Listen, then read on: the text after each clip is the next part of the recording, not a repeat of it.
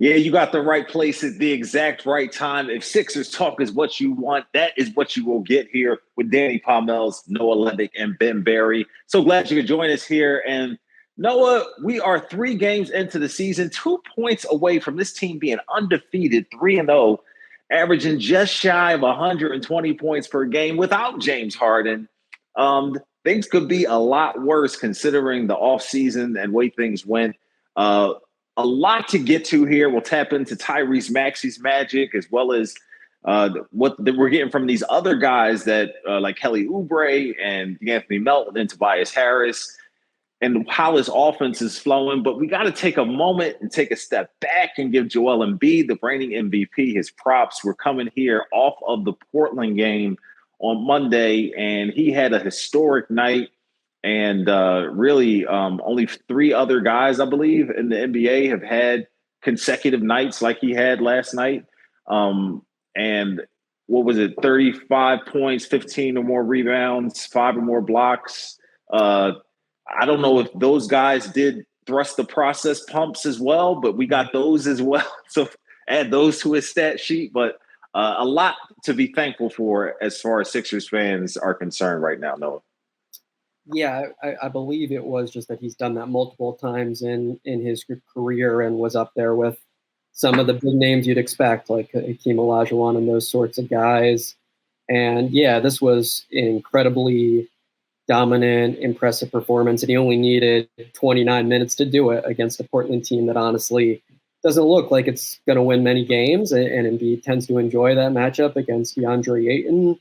But I think you couldn't have asked for much better in the home opener. And for me, it was just like a reminder to Sixers fans that you have the reigning MVP on your team, and he still is that caliber of player. And of course, it wouldn't have been a Joel Embiid night if he had not been listed as questionable leading into the game, because this, of course, was night 2 of a back-to-back. But he sounded pretty determined to play, as you would expect, and he played fantastically for the Sixers after kind of an uneven opening night for him. And I think since then he has looked very much back in his top gear. And as we've said a million times, like if he is the best version of himself, this team's just inevitably going to win a lot of regular season games. And as you alluded to, there's a lot of other positives besides Embiid for the Sixers, through their first 3 contests in the Nick Nurse era. Let's go chronologically, man, and take us back to opening night. We did a podcast before that with some expectations, and in that second quarter opening night, it did not look like they were living up to those expectations because they were down 19 points. It looked like they were about to get dog walked out of Milwaukee, which is a very strong indication of the type of coach Nick Nurse is. There was a lack of panic. He was on his game, kept his head, and they came out in that third quarter and acquitted themselves really well. And there's been a little bit of a theme of the third quarters being really strong for this team, which was definitely not something they would hang their hat on in the Doc Rivers era. Yes, small sample size, but a difference, obviously, that we can see in the tempo and the pace of play and the way they share and move on offense. And you could make that direct correlation to the way they came out and prepared themselves coming out of the locker room in these last 3 games. But tell us what you've been seeing, and let's focus on that Milwaukee game some if we can.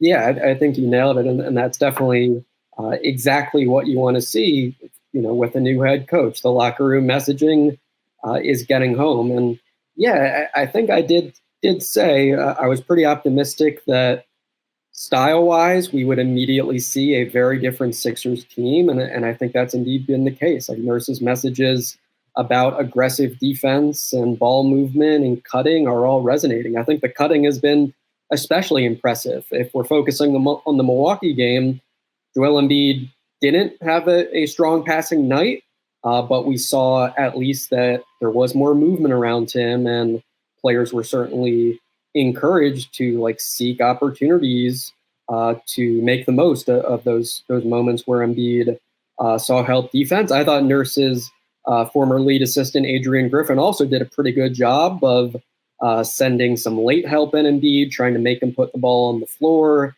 and he struggled a bit in the first chunk of that game with the decision making. But of course, Tyrese Maxey picked up a lot of slack. And Kelly Oubre Jr. couldn't have had a much better Sixers debut. He shot 9 for 11 from the floor, so no efficiency concerns rising to the forefront there. Scored 27 points. Did not manage to deliver some late game stops the Sixers would have loved on Damian Lillard, but I think regardless, Oubre just had the best imaginable start to his time as a Sixer. And I think there was definitely a lot to like coming away from that Milwaukee game. The Sixers thought it was one they should have won. They were frustrated, understandably, with some calls by the officials and, of course, some of their own mistakes late in that game. But, I think given that it was a loss, it was, nevertheless a pretty positive game, in all honesty.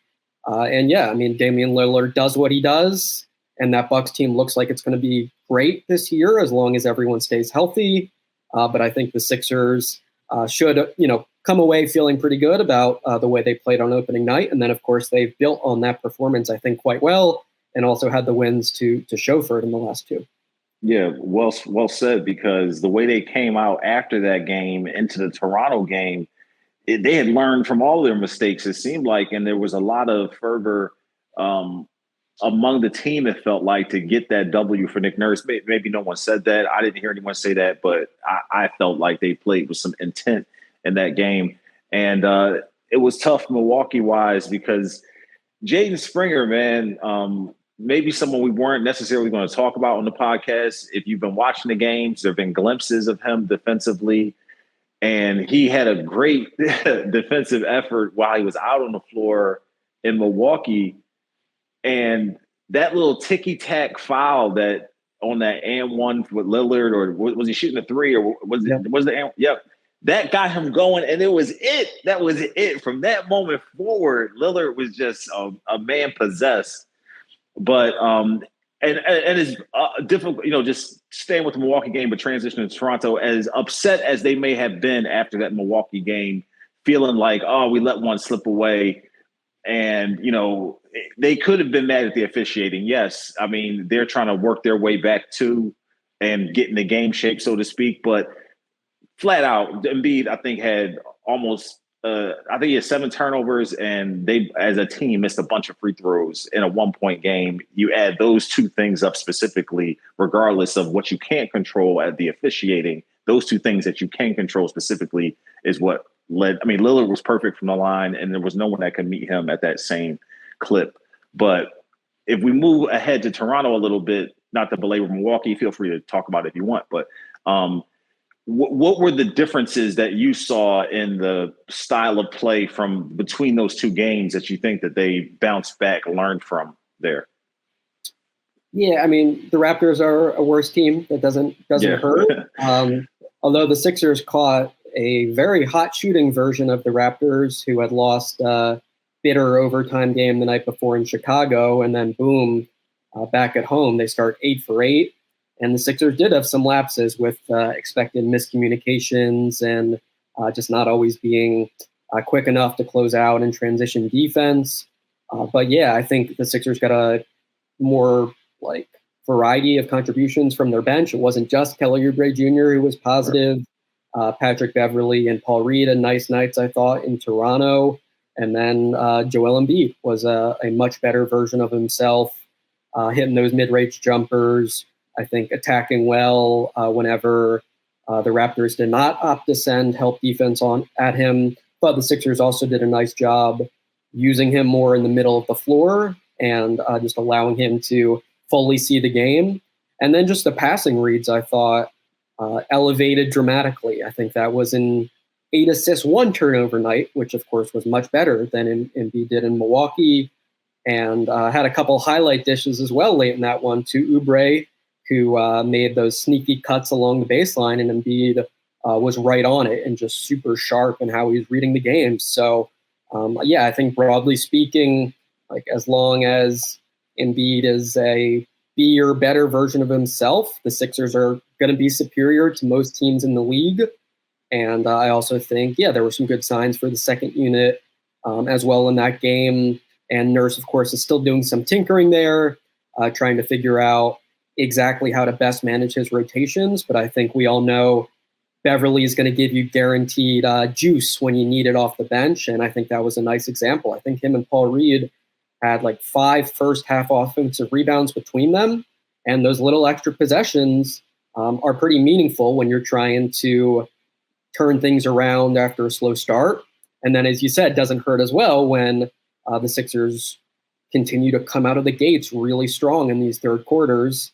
And I think not a perfect game from them, but again, a situation where, given the newness of the squad, there's a lot to come away feeling pretty good about with that victory.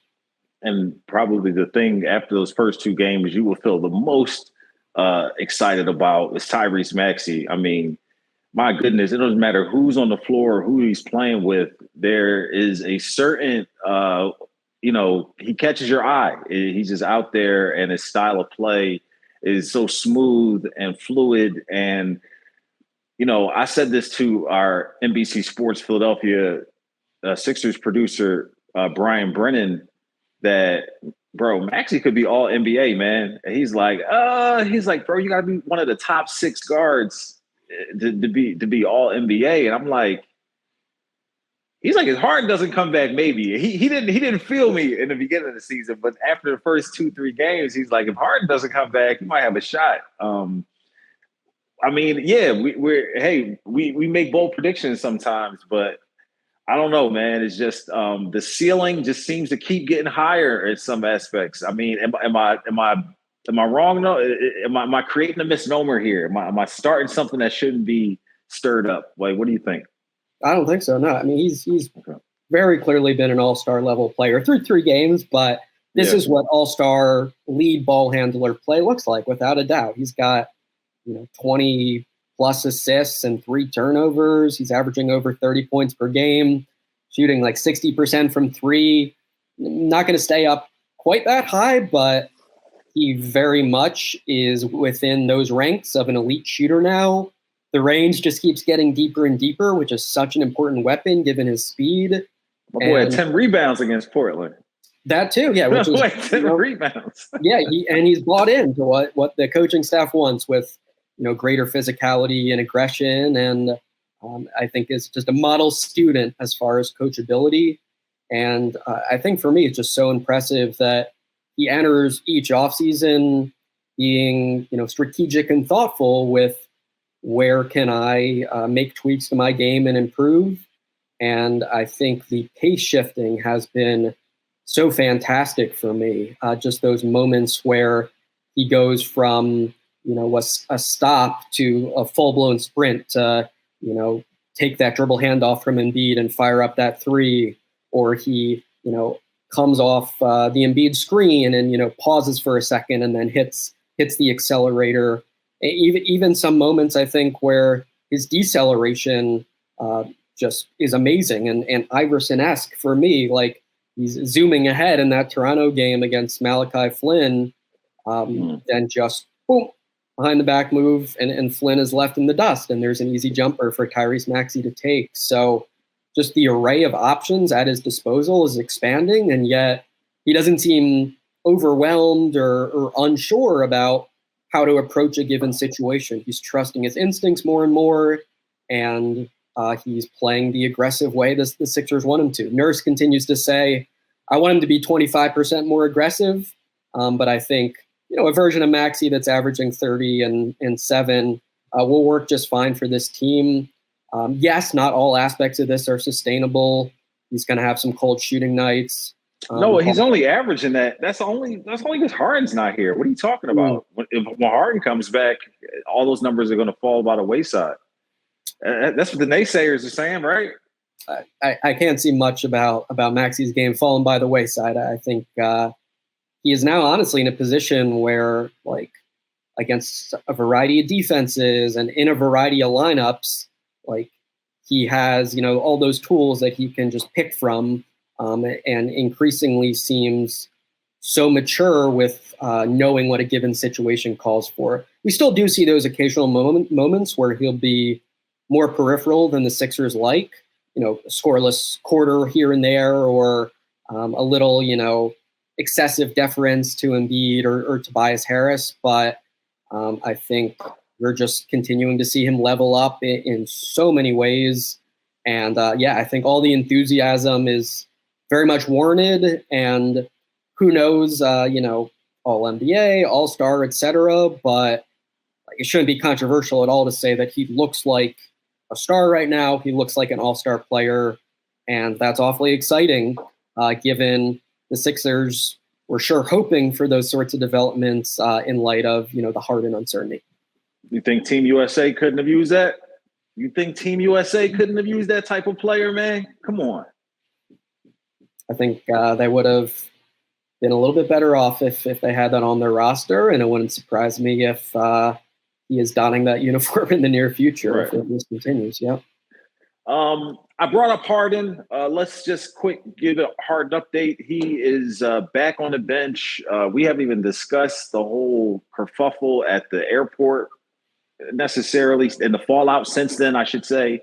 But as of now, he's back with the team and he's working his way back into game shape. Is that basically what's happening?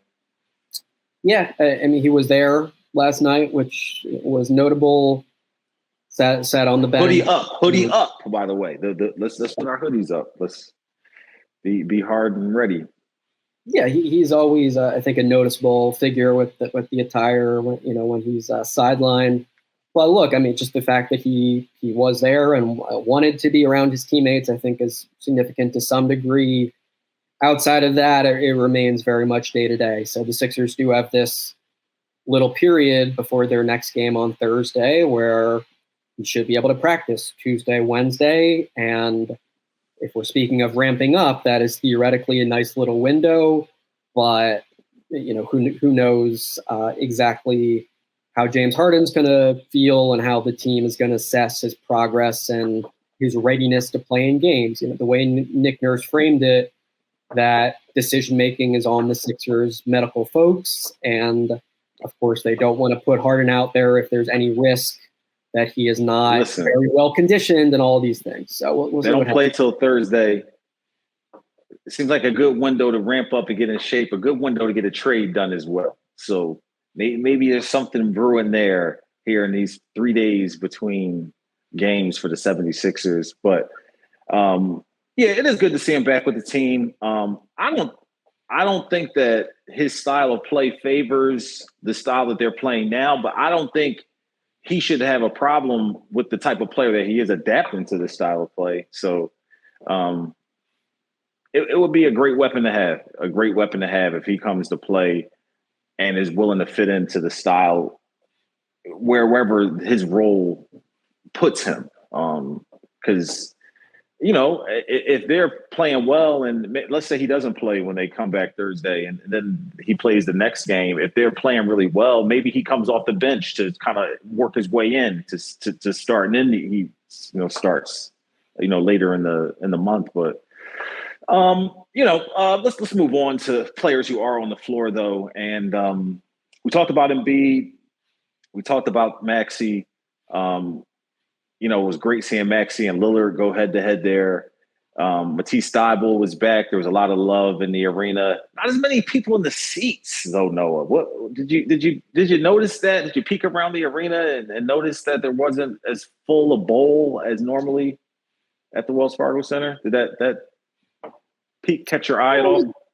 Didn't seem much worse than usual. I thought there was still pretty good juice. It's a season opener, though. I mean, I just felt like, especially, it was easy to tell because they had those T-shirts on the back of the seats, and there were so many seats with T-shirts still on there. So it was easy to see a lot of seats that weren't taken. I imagine that made it look slightly worse than it would in normal circumstances where the T-shirts weren't on the seats. Yeah, there were some folks not there for whatever reason, but in all honesty, I did still think it was a pretty good crowd, and they got a very good game. Of course, they got the MVP at his best level. So, we shall see moving forward if there's any lack of excitement about the team or any frustration if they hit a rough patch. But I do think should Tyrese Maxey continue playing at or around this level, and should Joel Embiid stay healthy, I imagine they will continue selling all the tickets that are offered in that arena. It's hard for me to imagine that not being the case. I don't think there's an apathy to that extent. I think absolutely there's a justified pessimism with the fan base as far as what is next, and whether the team can have enough talent come playoff time to actually go deep there. But I think for the time being, they're giving the folks a good product, and it's a more exciting brand of basketball than last season. If you like some pace and you like aggressive defense and athletic players, they have improved in all those categories, I think. That is a great place to take a pause, because we will piggyback on all those things Noah just said about pace, tempo, players who are athletic and bouncing around after we take a timeout and talk about one of our title sponsors. We are, of course, proudly brought to you by Wilmington University. You can always find them at wilmu.edu and find your higher education home at Wilmington University, where your academic success is celebrated by a caring community. Explore your opportunities at wilmu.edu. We will be at Rivers Casino later this week. Please come through and check us out and frequent Rivers Casino. It is time to rush to new rewards at Rivers Casino. Now there's a whole new way for you to earn, redeem, and level up your rewards. Get your new Rush Rewards card and get more out of your game at Rivers Casino Philadelphia. Gambling problem? Call 1-800-GAMBLER. Back here on the Sixers Talk podcast, and the Sixers' success has been buoyed by the influx of a dynamic wing who scored 20 points per game last year, came over late in the offseason on a one-year deal. And it seems that Kelly Oubre's athleticism, his moxie, his shooting complements a lot of what Maxey, DeAnthony Melton, Tobias Harris does. He is willing to make those back cuts and, crash the boards in an athletic way that we have not had here in this form in quite a while. It is very refreshing to see an athletic wing out there getting busy. Noah, can you speak to the excitement that Kelly Oubre influx into this lineup on day one with his shooting in Milwaukee? And it's something about lefties shooting the basketball. It just looks a little bit smoother, different. I don't know what it is, but tell us what you're thinking, Noah. Yeah, I mean, I think I mentioned before with Kelly Oubre Jr., you can't underestimate the value of his immense confidence and self-belief. And I think that very much shows up in Milwaukee, where some guys would be a little tentative with their new team or a little trying to fit in. And no, he wants to stand out. He wants to right. shine every time he is out there. And I think that is often very, very good. The shooting has tailed off after the hot start. I think he's missed his last 9 or 10. So he's going to be up and down there inevitably, but he's taken all the ones he should, I think. And it is so useful to have someone on that second unit who freely gets in that lane and just can regularly create his own shot and generate transition opportunities and also finish those off. Certainly that's a noticeable decrease without Harden, just second unit shot creation. When the Sixers' best players are off the floor, it can look a little harder these days. Anthony Melton's doing his best to facilitate offense. Patrick Beverley is very experienced with running a team, but having a guy like Oubre out there, it really pops how he just so often slithers into that lane and sprints out ahead of the pack. And of course, the defense has led to offense for him very often. He had a play in that Milwaukee game where the Bucks were a little casual out of a timeout.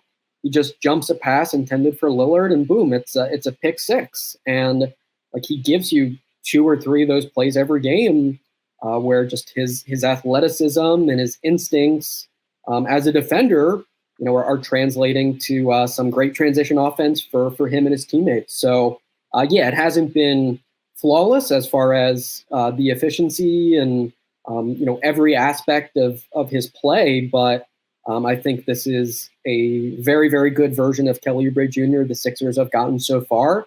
And Nurse continues to emphasize defensively, they love his tools, but they think it's important for him to become a little more consistent, a little more solid, maybe not gamble quite as much. But I think by and large, he's been a positive player for them on both ends and given the exact spark the Sixers have needed, just both in terms of the raw scoring off the bench and then also those intangibles with the energy and the swag and, those qualities that he always brings to the table. Yeah. You mentioned earlier about his defense on Damian Lillard, and in his defense, and which I know you agree with as well, you could put, half the planet in a situation like that against Lillard, and Lillard's going to come out on the high side of it 99% on the time. And he was, guarded him as close as probably you could, with the contest and everything. So, and you didn't expect Kelly Oubre to come here to be a defensive stalwart, but I definitely agree with Nick Nurse's thoughts on the fact that, there is a middle ground between the aggression and the gambling and being sound and stout defensively. And maybe he'll find that, maybe he won't. But at the very least, I was unsure, like you alluded to, what version of Kelly Oubre the Sixers would be getting. At the very least, if he's not here long term, he's played his way into possibly a trade chip later in the season if he continues at, somewhere close to where he is now. Obviously, things level out eventually with, players' roles and where they fit and things like that. It was so interesting to me, though, that as Kelly Oubre's checking in, as the rotation starts to develop, the starters check out, Danny Green's in the mix there as, Nick Nurse kind of falls back on a kind of familiarity with his experience with Danny Green. Was it interesting to see Danny Green getting time alongside guys like Oubre and Melton here in these first couple of games? Yeah, it didn't surprise me just based on what we'd seen in the preseason. So initially, Nurse had that dozen under consideration, and Korkmaz and House were the two odd men out.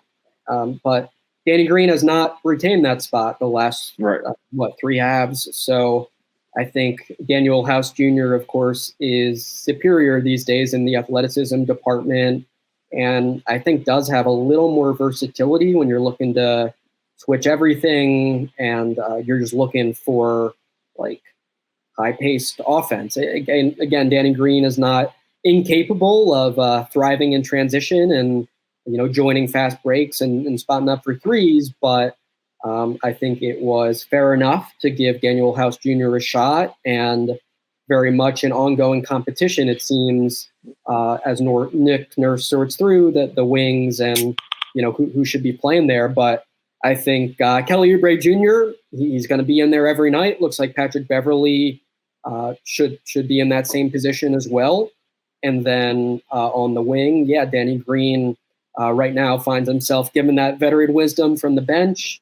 I think there will be times when the Sixers are a little desperate for three-point shooting, right? Like especially if Oubre is slumping, maybe House is not giving the Sixers much offensive punch. Maybe that's a time where we see Green back in the mix. But for the time being, Nick Nurse has been going with 10 guys, and we've seen bits and pieces of Jaden Springer, lots of highlights, and then also last night, 4 fouls in 4 minutes. So a youthful performance by him, I think, just as far as not necessarily having a great feel yet for when to curb the aggression, but his explosiveness and some of those defensive wow sort of plays are still there.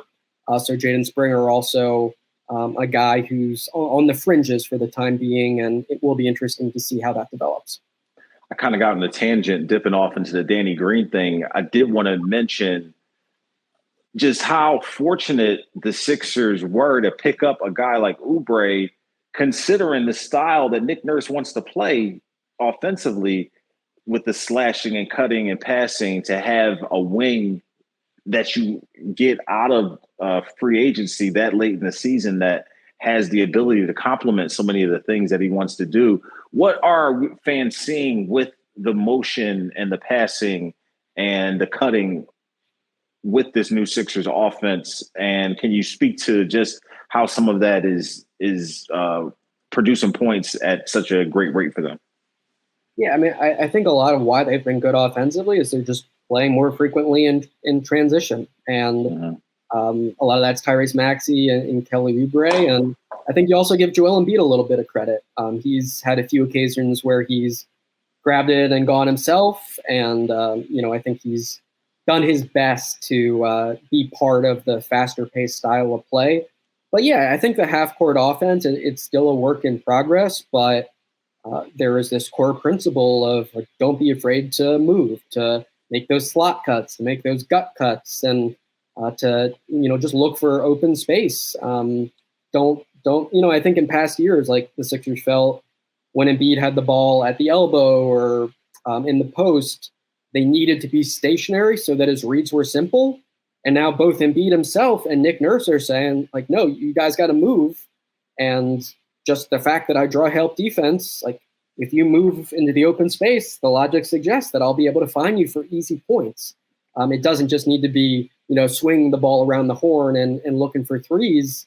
We're seeing them get some pretty easy baskets just off of Joel Embiid drawing a lot of help and being aware of the guy that's open. I think, offensively, there's been some good stuff with the DHOs that they're still working through, some of the dribble weave actions. And I think Tobias Harris has also been a bright spot. Nick Nurse said they've tried to draw up a little more plays for him and keep him involved in the game, which I think is smart. He's a rhythm player.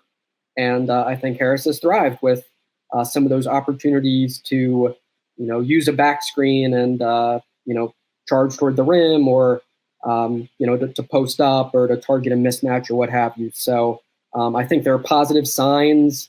And you wouldn't expect, the team to be amazing yet in all aspects of the half-court offense. But I think given they don't have the NBA's leader in assists last year, we've seen some pretty good stuff just with playing the way they want to, being a more motion-heavy team. And it's all going to look pretty good when the Joel Embiid, Tyrese Maxey two-man game is the centerpiece of the offense. I think that continues to evolve, and the Sixers, I think, are finding new ways that duo can hurt opponents, and that's been really positive too. I'm so glad you brought up Mr. Tell a Friend to Tell a Friend, Tobias Harris, because Nick Nurse was complimentary of him last night after the game and lauded his interchangeability and the fact that he wants to be purposeful about making sure that he gets touches, they don't go too many possessions without him touching the ball and being able to have an opportunity to do, like you said, those things, post up, shoot, being handle the ball off the dribble and whatnot. And man, I just, whether this is his last season in Philly or not, he probably will go down as a bit underrated for what he brought to the team and how much he was, clouded in that contract situation. But just another strong piece that the Sixers have that makes the other pieces fit together. And I don't know what you would call that, but it just should go, I know Ben Barry is over there cringing, but it should go, it should go down in history that he was the type of player that you would want to have on your team each and every night. But anything else before go ahead? I'm sorry. Go ahead. Yeah, no, I mean, I don't think that's the chat. Look, there are two messages in the Barry chat. Says he's rolling his eyes. He's not cringing. I mean, look, I think at least as far as what I know of Sixer history, like the regrettable contracts, those players were often downright this type of production, right? or busts or whatever. I guess maybe Al Horford is like a somewhat recent example of it was not that he was a bad player; he was just a bad fit. But yeah, I mean, Tobias Harris, continues to be like well above average in most areas of the game, and I agree. Yeah, he makes things easier in ways that might go unnoticed as far as like taking hard defensive assignments and sacrificing a lot of shots and all of that. But yeah, for me, like with the way Nick Nurse is drawing up plays for him, I think it's, of course, a fine balance. You don't want to stress that too much. But I've liked that a lot of the actions have been getting Harris touches like at the rim and in the paint, as opposed to, let's call a middle pick and roll, or let's try to get him a mid-post touch where he, pounds the ball late in the shot clock.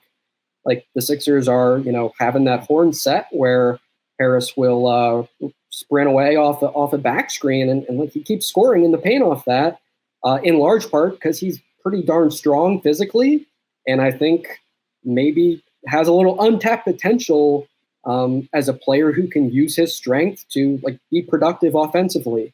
A bunch of times we've harped on he should draw more free throws than he does. He's been a little better there through 3 games, and I think kind of going hand in hand with that is maybe he can score more points for the Sixers from like 6 feet and in than we thought he might have done in previous Tobias years. Harris 2.0 back to the basket. Right. It's almost a return to the 1.0 version of Tobias Harris that played in the older school NBA, where physicality with was Detroit and Orlando. Right. Yeah. Yeah, definitely more 2-point shots than threes. The Sixers absolutely still want him putting up all those catch and shoot threes, but I think we are seeing ways that he can hurt teams with some of these actions designed to like get him right at the rim. And then we've even seen, when the team guarding the Sixers gets the coverage right or fixes whatever went wrong to allow the easy layup, he like is seeking out bodies. Like he's trying to carve out space and seal in the lane. He even got an offensive foul last night against Shaedon Sharpe that way. Like I don't have any problem with him, when the situation calls for it, just being super, super physical and trying to get his like around the hoop. So I think teams will catch on to some of this and recognize the Sixers have changed in these various ways that require different, defensive adjustments. But I think Harris's play thus far, as it usually is, has been pretty good, and I think it's been promising the ways that Nurse has recognized that the Sixers can maybe get a little more out of him than in past versions of this team.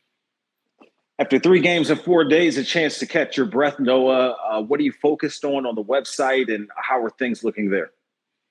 Yeah, so working on an extensive look at these first 3 games, a lot of what I've touched on with some of the offensive takeaways and some of the X's and O's that have been interesting to follow because they're new. And I think the variation with this offense has been cool to see. And as of now, the Sixers are number 5 in offensive rating in the league, which is not a big dip from number 3 last year. And I think that has been a plus and something that's fascinating with this team.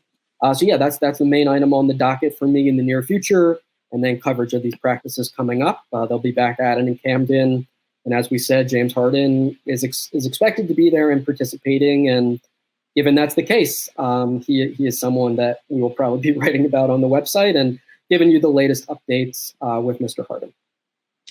Be sure to check out Noah Levick's work on NBC Sports Philadelphia.com. We will be at Rivers Casino later this week with another podcast. We will see you then live and in full effect. Please be sure to like, comment, subscribe, drop your thoughts below. For Noah Levick and Ben Berry, I'm Danny Pommells. This has been the Sixers Talk podcast brought to you by Wilmington University. WilmU Works. We'll see you next time.